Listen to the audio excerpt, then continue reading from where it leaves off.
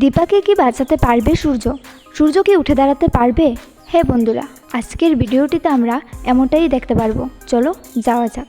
Rudi মানে সোনার husband বলছে, দীপা সেনগুপ্ত, আমি আপনার হাজব্যান্ড সূর্য সেনগুপ্তর সঙ্গে আরেকটা হুইল চেয়ার বসাবো, তারপর আমি দুটো হুইল চেয়ার নিয়ে খেলবো ধাক্কা ধাক্কি।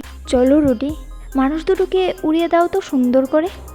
রুডি এই কথা বলে যখন গাড়ি স্টার্ট দিয়ে সামনের দিকে এগোতে লাগলো, তখনই এক ছদ্মবেশে মহিলা কালিমার রূপে দীপা আর সূর্যের সামনে এসে হাজির হলো।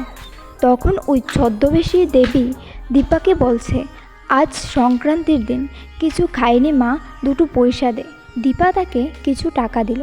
তখনই ওই ছদ্মবেশী দেবী তাকে বলছে, নিজের জন্য কিছু বর চেয়ে এনে মা। দীপা বলছে, মেয়ে মায়ের কাছে আলাদা করে আবার কী চাইতে পারে? অন্যদিকে ওই মেয়েটি বলছে, তাও চা।